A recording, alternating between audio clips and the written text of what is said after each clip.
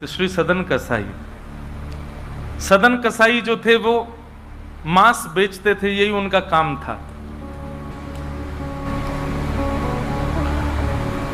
एक बार ऐसे तराजू में तोलते थे मांस को, तो जब मांस का विक्रय कर रहे थे तो उनको पता नहीं चला, वो भार की जगह शालिग्राम जी को रखते थे। लेकिन कीर्तन उनको बड़ा प्रिय था, कीर्तन करते हुए मांस बेचते थे। बताओ, ऐसा उनका स्वरूप। एक बार एक महात्मा वहां से निकल रहे थे, तो महात्मा ने जैसे ही देखा, वो तो देखते ही पहचान गए। मुंह पे कपड़ा रख करके जा रहे थे, तो देखा कि ये तो शालिग्राम जी हैं। तुरंत, अरे तुम क्या कर रहे हो, बहुत बड़ा पाप है, ये तो साक्षात शालिग्राम जी हैं। उसने कहा, महाराज मुझसे गलती होगी, मुझे तो पहचान है नहीं। बोले, लाओ इनको मुझको दो। शालिग्राम जी ले लिए महाराज, जाकर के शुद्ध नदियों के जल से स्नान कराया, पंचामृत स्नान कराया, इत्र लगाया, चंदन लगा करके चांदी के सिंहासन पर बैठा के माला पधरा दी। ठाकुर जी का कीर्तन, बढ़िया खीर बना के भोग लगाई और खूब रोए महात्मा। बोले कि नाथ, आप भी कहां के कसाई के यहां बैठे थे, अब आप विराजो, प्रेम से रतन सिंहासन पर विराजो।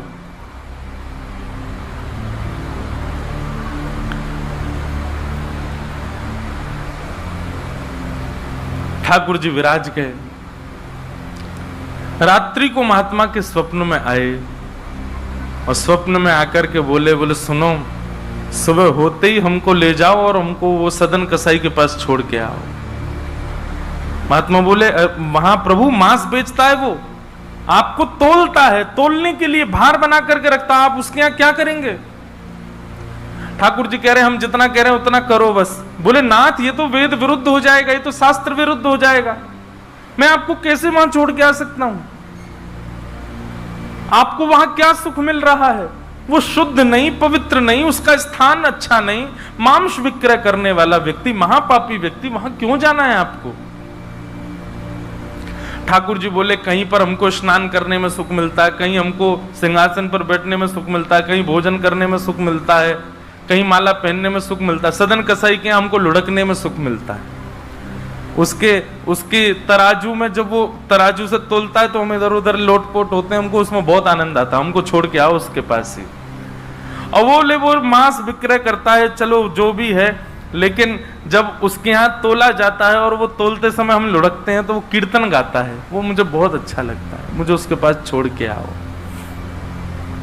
न जाने कौन से गुण पर दयानिधि रीझ जाते। कभी कभी हमको ऐसा लगता है कि कुछ ना कुछ करते रहो बंधुओं, किसी से तो रीझ जाएंगे ठाकुर जी, कभी तो रीझेंगे, कभी तो उनको कोई ना कोई चीज तो भाएगी हमारी। इसलिए आशा मत छोड़ो, लगे रहो, कुछ ना कुछ करते रहो। पर एक बात, चतुराई से नहीं, जान करके नहीं, बिना जाने भोले बनकर, सहज बनकर के करते रहो। ना जाने किस भाव से रीझ जाए। सदन कसाई के पास महात्मा वापस आ गए और आकर के शालिग्राम जी देने। सदन कसाई बोलो, नाथ यहां क्यों ले आए इनको दोबारा, यहां तो मांस बिकता हूं मैं, बहुत गंदा स्थान है ये। बोले, धरो इनको अपने पास ही।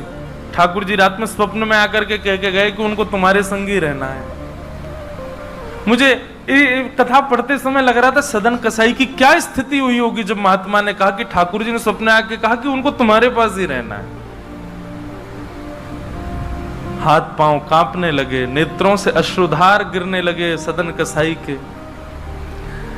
मन में विचार करते हुए कहता है कि मैं इतना पापी, इतना गंदा इंसान, और ये ठाकुर जी मुझसे मिलने के लिए मेरे पास चले आए। मैं इनके लिए इतना भी नहीं कर सकता कि ये दूषित काम ना करूं। ज्यादा से ज्यादा क्या होगा, भोजन ही तो नहीं मिलेगा मुझे, धन ही तो नहीं कमाऊंगा, लेकिन इससे बड़ा और धन क्या चाहिए कि ठाकुर जी मेरे से मिलने के लिए व्याकुल हो रहे हैं। उसी समय सदन कसाई ने अपनी दुकान बेच दी, सब काम बंद कर दिए और बस अपने ठाकुर जी के लिए जीवन जीने लगा। आप मुझसे मिलने के लिए तड़प रहे थे, नाथ अब मैं तड़पूंगा आपसे मिलने के लिए, मैं आऊंगा आपसे मिलने के लिए। और निकल पड़े सदन कसाई जगन्नाथपुरी की ओर। पूछा लोगों से, कहाँ है पुरी? लोगों ने दिशा बता दी। बोले वहीं विराज रहे हैं जगत के नाथ, वहीं विराज रहे हैं साक्षात नंदन नंदन। एक बात बताएं बंधुओं, सतयुग, त्रेता, द्वापर, कलयुग, 4 युग हैं। सतयुग के पूज्य ठाकुर जी, अर्चनीय ठाकुर जी हैं श्री बद्रीनाथ भगवान।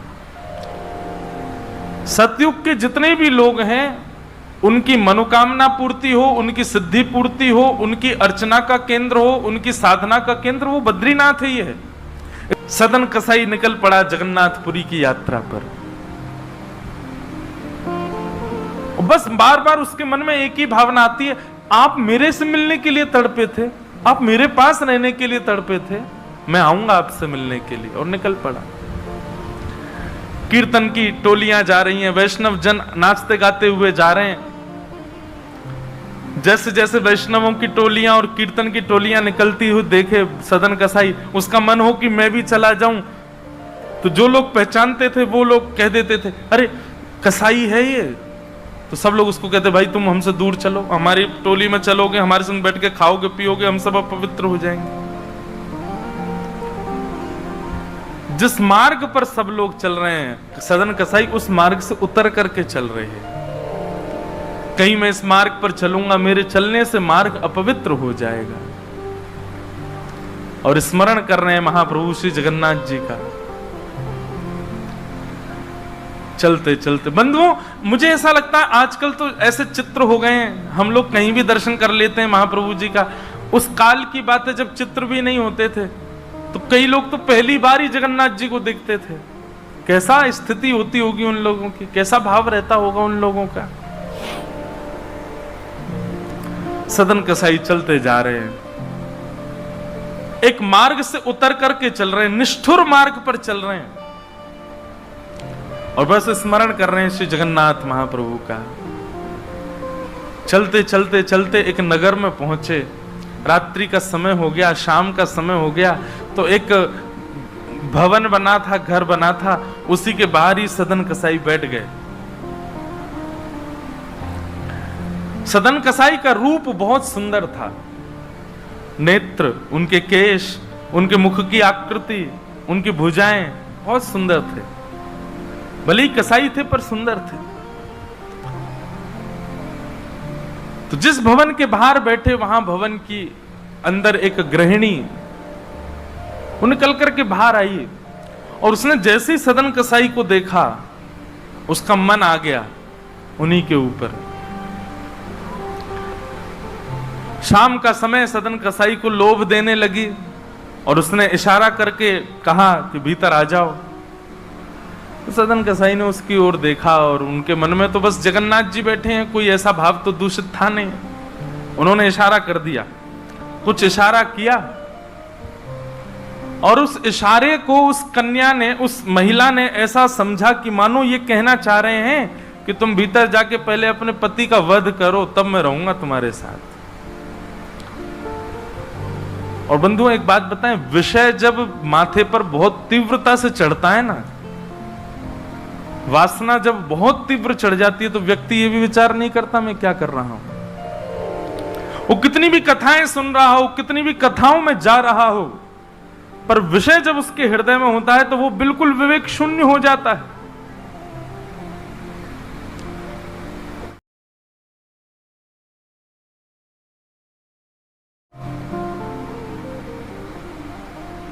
विषयों का मतलब, विषय भोगने से पाप कम लगता है, पर विषय जब सिर पर हावी होता है तो उस समय जो हम विवेक शून्य हो जाते हैं उससे पाप ज्यादा लगता है हमको। विषय हावी हो गया उस माता के, भीतर जाके उसने अपने पति का वध कर दिया, मार दिया। और बाहर आकर के सदन कसाई से कहा, अब तो चलो, मैंने अपने पति को मार दिया, चलो मैं और तुम ब्याह कर लेते हैं। सदन कसाई बोला, देवी ये तेने क्या किया? मैंने तो नहीं कहा था कि तुम मारो।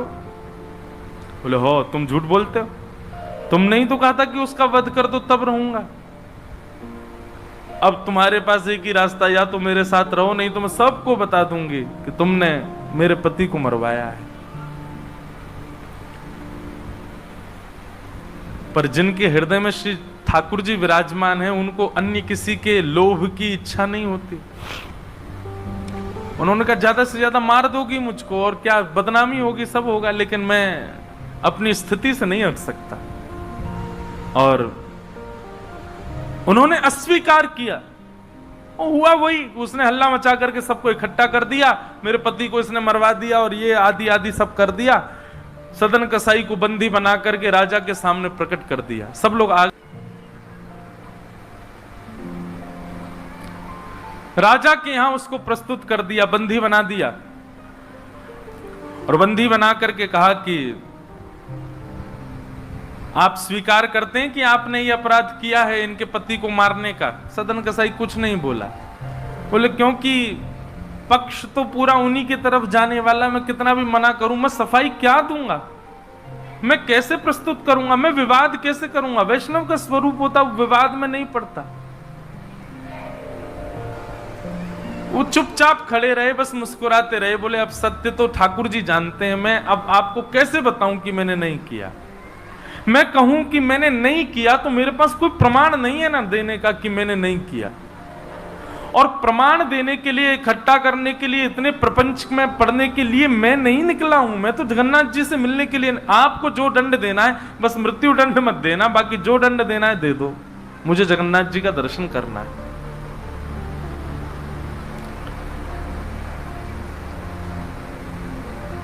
राजा ने सदन कसाई की बात तो मानी कि मृत्यु दंड तो नहीं दिया, पर कहा कि जिन हाथों से तुमने उस व्यक्ति का वध किया उन हाथों को हम काट देंगे।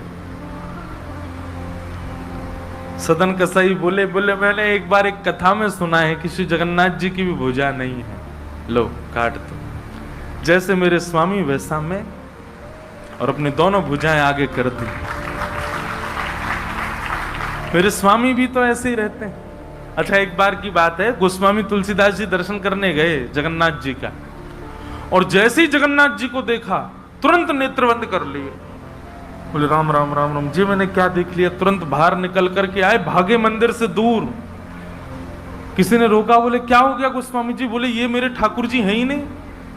कैसे ठाकुर जी? इनकी तो आंख पिघल गई, मुख पिघल गया, हाथ पिघल गए, पैर है नहीं, ये मेरे ठाकुर जी कैसे? मैं तो अभी रात में तो कहीं नहीं जा सकता, पर सुबह होते ही चला जाऊंगा, मैं जीवन में कभी नहीं आऊंगा। इतने ज्यादा भयभीत हो गए। रात्रि में गोस्वामी जी जैसे ही सोए तो महाप्रभु जगन्नाथ जी उनके स्वप्न में आए, धनुष बाण हाथ में लेकर के। राघवेंद्र सरकार प्रकट हो गए। बोले भगवान वजह से है? गोस्वामी जी बोले मेरी वजह से?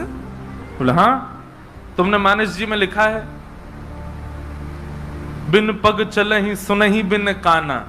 वो बिना पैर के चलता है परमात्मा, बिना कानों के सुनता है।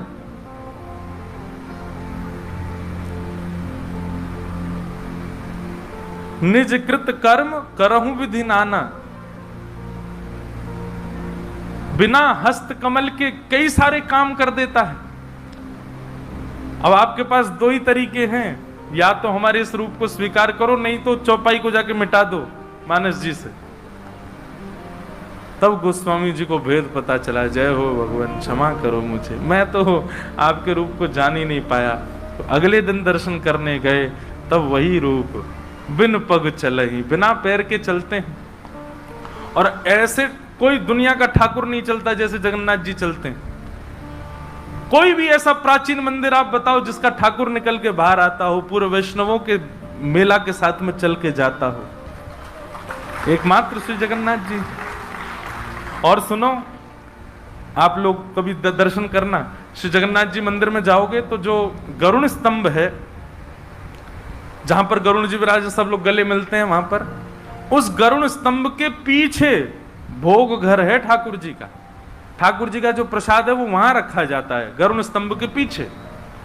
और श्री जगन्नाथ जी कहां बैठे? भीतर गरुण स्तंभ वाला सभागृह, फिर उसके बाद एक सभागृह और है, फिर तीसरे गर्भगृह में वहां जगन्नाथ जी बैठे हैं। मतलब जगन्नाथ जी से और जगन्नाथ जी का जो भोग घर है, जहां पर भोग रखा जाता है, वो कितना दूर है? 1 2 3 तीसरी बेड़ी पार करके है। और आप कभी भी देखना, महाप्रसाद का भोग वहीं लगता है। ठाकुर जी को इतनी दूर रखा जाता है भोग, क्यों? बोले महाप्रसाद रखने के बाद में और मंदिर जब बंद हो जाता है थोड़ी बहुत देर के लिए, हम खुला भी रहे वैष्णव दर्शन करें, भोग घर का किवाड़ खोल देते हैं। इतनी दूर से ठाकुर जी कैसे भोग लगाते हैं? बोले आजान बाहु है ना, ऐसे भुजा करके ऐसे भोग लगाते ठाकुर जी, लंबी लंबी भुजाओं से अपनी भुजाओं से भोग लगाते हैं। तो बिना हाथों के सब क्रिया कर रहे हैं, बिना कानों के सुन रहे हैं, बिना पैरों के चल रहे हैं। सदन कसाई ने अपने दोनों हाथ आगे किए और राजा के दूतों ने उनके हाथ काट दिए।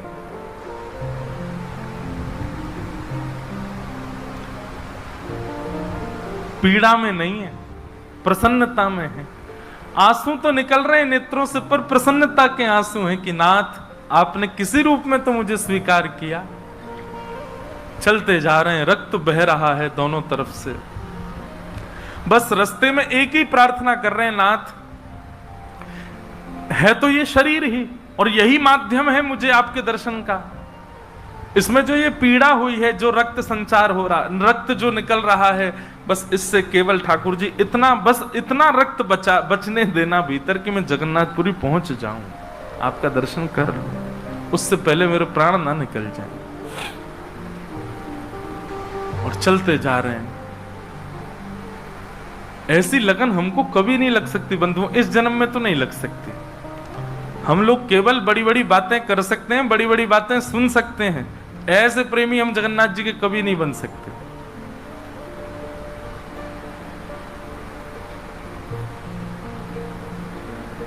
अरे हमारा कोई छोटा सा काम बिगड़ जाए तो हम जगन्नाथपुरी ना जाएं? अरे महाप्रभु जी ने तो मेरा ये काम बिगड़वा दिया। यहां तो हाथ पांव कटवा देते हैं वैष्णव ठाकुर जी से मिलने के लिए। सदन कसाई जैसे ही श्री क्षेत्र में उन्होंने प्रवेश किया, और जैसे ही प्रवेश किया ब्रह्म वेदी पर श्री जगन्नाथ जी झूमने लगे। पुजारियों ने जाकर के कहा, महाप्रभु जी आज्ञा करें, आप इतने प्रसन्न क्यों हैं? बोले मेरा एक भक्त आया है, वो बेचारा बहुत कष्ट में है, आप लोग तुरंत पालकी लेकर के जाइए, उसको लेकर के आइए यहां पर। पुजारी सब पालकी लेकर के दौड़े और पुरी में प्रवेश कर रहे वैष्णवों से पूछने, अरे भैया महाप्रभु जी का कोई भक्त आया है क्या? महाप्रभु जी ने पालकी भेजी है उसको ले जाने के लिए। महाप्रभु जी आज बड़े प्रसन्न हैं, उनका कोई परम वैष्णव भक्त आया है। तो सदन कसाई ने जैसे ये बात सुनी कि पुजारी हल्ला कर रहे हैं, कोई बहुत बड़ा भक्त आया है, महाप्रभु जी ने उसके लिए पालकी भेजी, तो सदन कसाई इतने खुश हो गए, बोले आज ठाकुर जी के दर्शन तो होंगे, उनके एक प्रिय भक्त के भी दर्शन हो जाएंगे, कितना मेरा सौभाग्य होगा। और रही बात, मैं तो बहुत बड़ा पापी हूं, मैं तो रास्ता भर यही सोचता आ रहा था कि मैंने इतना पाप किया, इतना मांस बेचा है जानवरों का, महाप्रभु जी पता नहीं मुझसे नाराज होंगे, पर आज लगता है कोई परम वैष्णव भक्त आया तो महाप्रभु जी का मूड बढ़िया होगा, आज प्रसन्न होंगे। तो प्रसन्न मुद्रा में ठाकुर जी बैठे होंगे, तब मैं दर्शन करूंगा तो मेरे सारे अपराधों को क्षमा कर देंगे। वहां तो भीड़ लग गई पालकी के पास में, बोले हम हैं परम भक्त, और वो सदन कसाई दूरी खड़े हैं, बोले इनमें से कोई होगा जो पालकी में बैठेगा, आज पहले उसको प्रणाम करूंगा फिर महाप्रभु जी को करूंगा। वहां तो इतनी भीड़ लग गई कि पंडा पुजारी पालकी लेके जान बचा के भागे वहां से, क्योंकि सबको लगता है कि हमसे बड़ा भक्त तो कोई है ही नहीं। पालकी खाली लौट करके आ गई। महाप्रभु जगन्नाथ जी बोले तुम खाली आ गए, लेके नहीं आए उनको? बोले भगवान आपके एक दो भक्त तो है नहीं, वहां तो हजारों भक्त, एक पालकी उसमें कितनों को बैठा किया है, सब चढ़ने लगे, बोले हम हैं भक्त, हम हैं भक्त। आप कोई संकेत बताओ, आपके भक्त का कोई लक्षण। श्री जगन्नाथ प्रभु के नेत्रों सजल हो गए, बोले मेरी तरह उसके भी हाथ नहीं है, जो आया है वही है मेरा भक्त, उसको लेके आओ।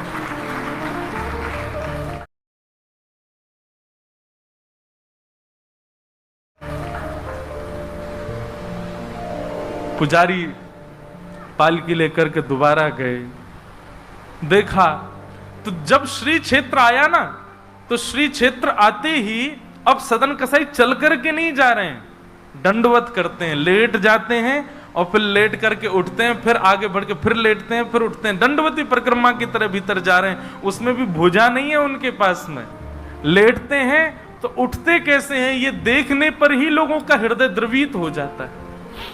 और किसी से सहायता नहीं लेते। वो तो दूर चल रहे हैं ना, उस मार्ग पर ही नहीं चल रहे जहां सब चल रहे हैं। बोले कि मैं चलूंगा तो अपवित्र हो जाएगा मार्ग। एक सर्प के भांति जैसे रिगड़ के सर्प चलता है, ऐसे सदन कसाई आगे बढ़ रहे हैं। और प्रसन्न मुद्रा में मैं महाप्रभु जी से आज मिलूंगा। पुजारियों ने जाकर के जब उनकी स्थिति को देखा, कोई अपने नेत्रों के आंसुओं को रोक नहीं पाया। बार बार महाप्रभु जगन्नाथ जी को प्रणाम करें, कितने दयालु हैं नाथ, कितने कृपालु हैं आप।